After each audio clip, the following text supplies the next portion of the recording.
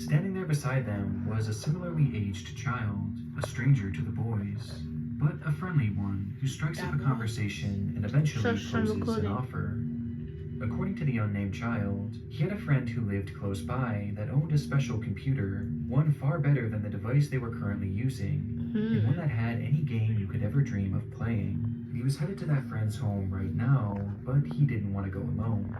It was an offer that the boys just couldn't refuse, and considering the child was clearly around their age, they saw no red flags and agreed to go with him, following the boy to a nearby apartment building, then up 7 flights of stairs and into a dark room. But waiting for them inside that room wasn't some sort of supercharged computer, and it surely wasn't a friend of the boys, and instead, it was a monster in every sense of the word. A depraved soul who, years down the line, would go on to become one of the most notorious predators ever to walk this earth, an entity known only at the time as Mr.Swirl. And these children had just fallen into his trap.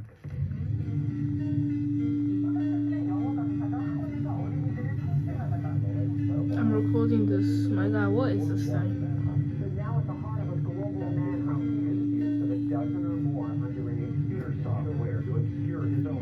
It should be on Netflix.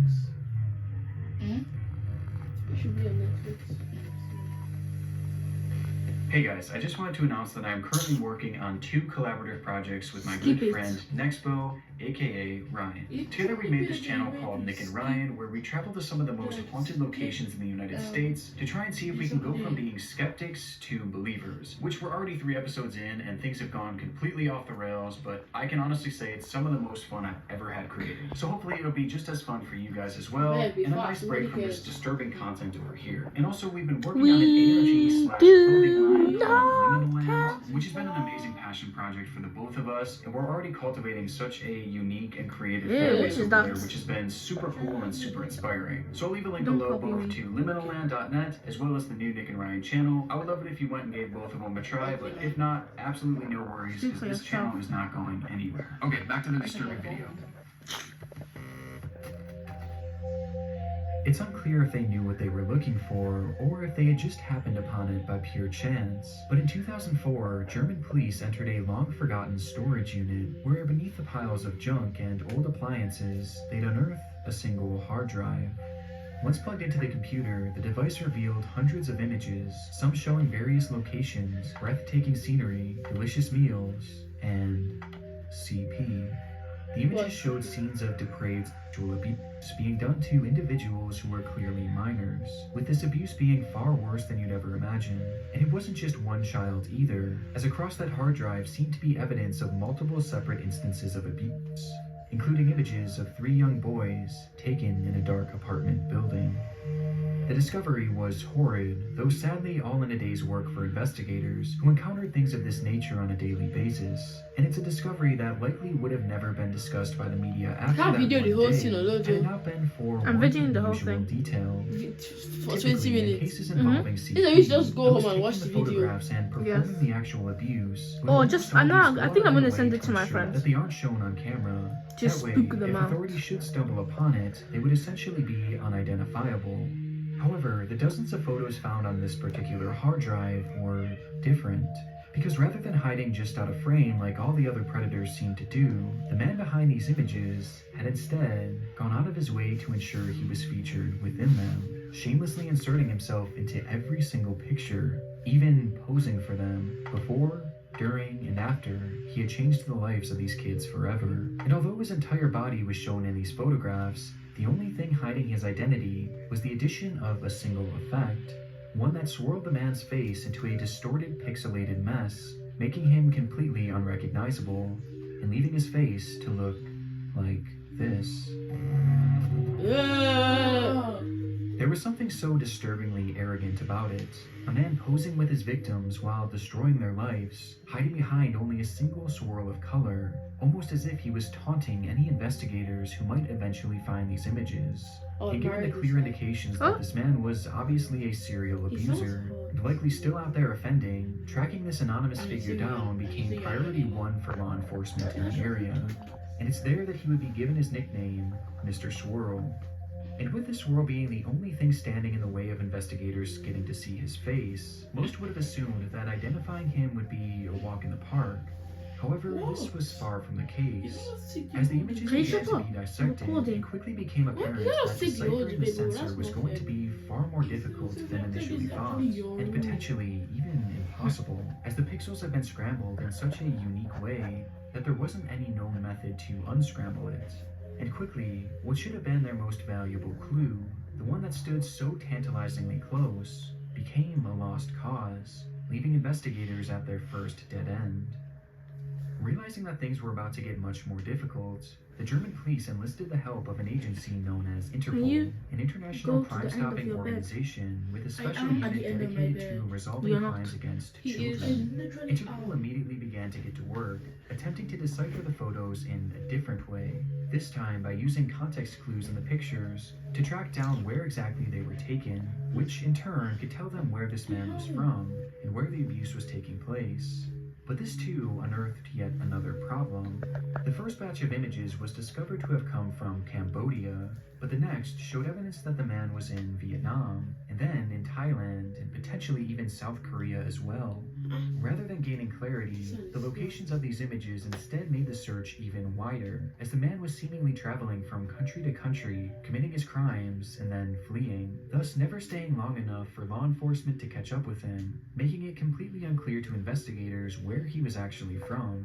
And given just how vast his travels were, at this point, it was realized that Mr.Swirl could be anywhere, a moving target, so to speak, and an active one as well.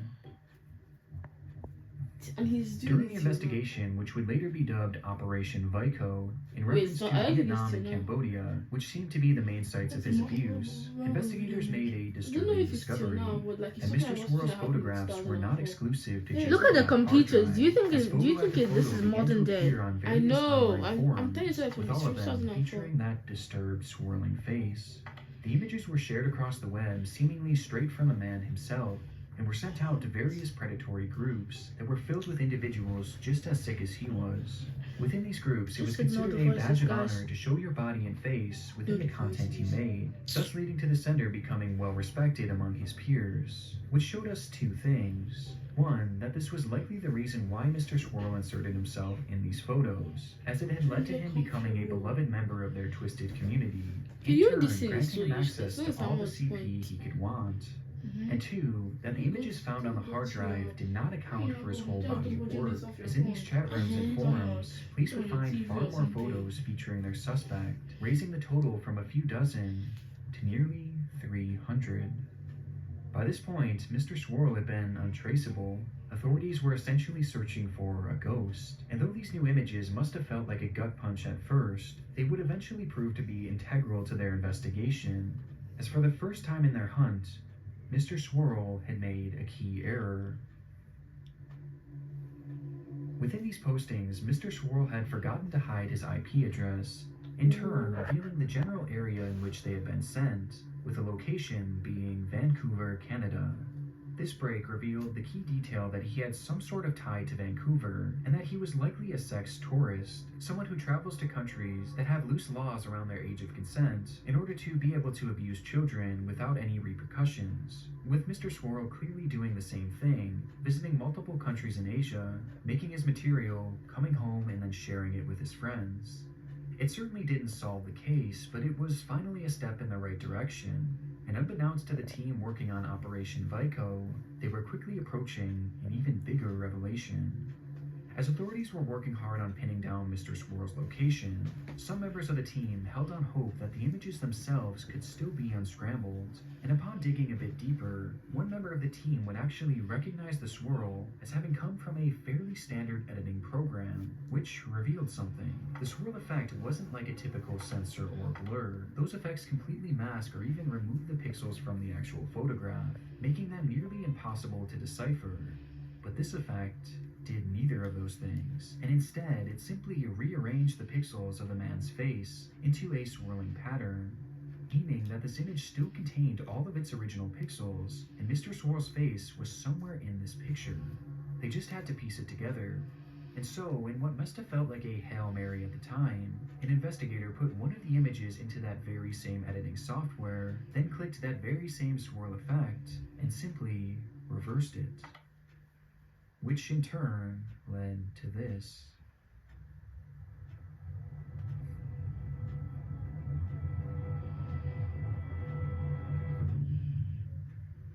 In an investigation that started all the way back in 2004, finally, Mr.Swirl's face was revealed with a single click a whole 3 years later, confirming not only what the man looked like, but also that it was truly just one man behind the swirl. And now, all they had to do was find him. Interpol first started their search by sending this man's image to every single police station the network had access to, asking if anyone across the world had a criminal in their database who might match this photo, but this attempt would fall flat, indicating that whoever this man was, he likely had no prior criminal record. Time was clearly of the essence, and they knew that with every waking moment, Mr. Swirl could be adding to his list of growing victims. And wanting to act fast, Interpol made a fairly unprecedented decision. They reached out to every single major news outlet across the world and asked them to show this man's face on their broadcast to help bring this predator to justice. Additionally, the images of Mr. Swirl's face were also plastered in all corners of the internet, and within just one day, the story was quite literally everywhere. What started as a small search for an anonymous man had become an international manhunt overnight, and within just hours, Mr. Swirl would be anonymous no more. Top news story this hour. The worldwide search for a suspected pedophile is concentrated in Thailand this morning. We now know the suspect is a Canadian. The CBC's Michael McAuliffe reports from Bangkok. This morning, Interpol announced they now believe they know who the man is. He's been identified as a Canadian, 32-year-old Christopher Paul Neal. His name is Christopher Paul Neal. Not only did Neal's face and body match perfectly with Mr. Swirl, but he also had grown up just outside of Vancouver, where the IP was tracked to. He had moved from country to country across Asia in recent years, countries like Cambodia, Vietnam, and Thailand. The resemblance was so undeniable that even one of his own family members came forward to help identify him. Christopher Neal was in fact Mr. Swirl, a discovery that came with some disturbing revelations. As it turns out, Christopher Neal was actually working as a children's English teacher, a job he had held in each of the countries he was discovered to have abused young boys in, making it likely that he used this position of power to lure in children from his classes to eventually abuse them and share their photos online. Along with this, it was also revealed that he had used his relationships with young boys to help lure in other children for him to assault. As looking back on the story that started this video, he had recruited a clueless child he knew to lure those two brothers back to his apartment. This discovery also shined a spotlight on his social media pages, and specifically his MySpace page, where he chillingly wrote, "Loving Asia, will I ever come back?" while in the midst of his abuse spree. But for me, one of the most shocking revelations was that those images that he had posted during the investigation weren't actually posted to his computer. At some point in the early 2000s, Neal had stopped home for a brief vacation to visit his family, and while there, he decided to upload all of his CP to his internet friends. But rather than using his personal device or a public computer, he instead broke into his own brother's laptop and uploaded his content there. That way, the images would be tracked to his brother and not him, which explained why he never bothered to hide his IP address. The more they learned, the more disturbed the story became, as even at the time they discovered his identity, it was revealed that he had currently been working in South Korea as a teacher. But when the officers arrived to arrest the man, he was already long gone. Having certainly seen his face all over the news, Christopher made the decision to flee the country, being spotted in this image captured at an airport in Thailand, as he had flown to the country likely in an attempt to find refuge.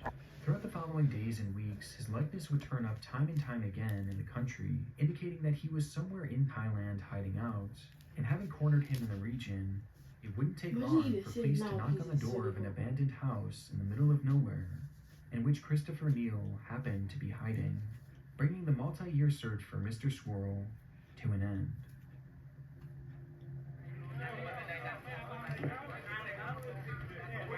Oh, they finally found him.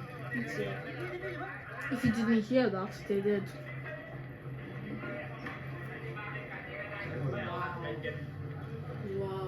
his arrest by Thai police, Neil will be charged for his assault on those 3 young boys from the internet cafe, as it was the only crime they could prove had taken place in their country, and with it carried a prison sentence of 5 years. Admittedly, the sentencing was light, but the plan was to have Neil turned over to Canadian authorities after he did his time in Thailand, where they would also prosecute him all over again, with the hope being that they could do the same thing with countries like Cambodia and Vietnam, and essentially force him to live out his life in prison.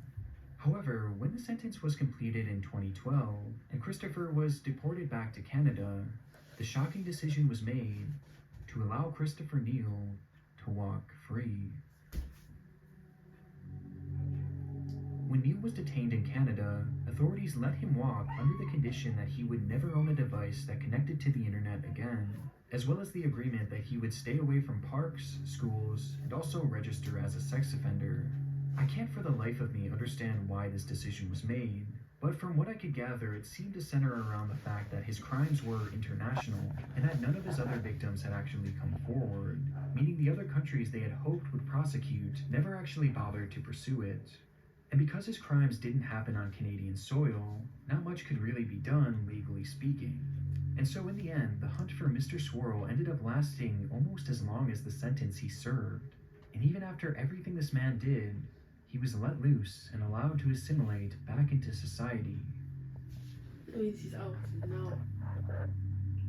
But this isn't where our story ends. Not even a full year later in 2013, it would be uncovered that Christopher Neil had somehow managed to purchase a computer and also connect it to the internet, a clear violation of his conditions. And though he claimed it was just for writing a book about his life experiences, when investigators seized the device, they would, unsurprisingly, find even more CP, 25 images to be exact, including 2 with his signature swirling face. As it turns out, Christopher had been using the device to contact his fellow friends, where he would even message one of his disturbed friends right after his release, saying, "The swirl liveth still," proving without a shadow of a doubt that he was remorseless about his crime, and took pride in his new nickname. And somehow, the discovery got even worse from there, as it was revealed that a friend of his had shown him how to access the deep web, and how to share these photographs in practically an untraceable way, thus allowing him to continue being active in these predatory groups, no matter what restrictions were placed on him.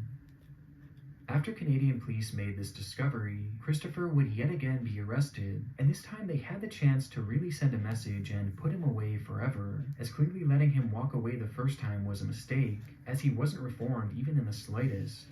And so, to make up for this, the judge would give Christopher Neil the whopping sentence of just 5.5 years, with time served, meaning that he would only end up in jail for a little over 14 months.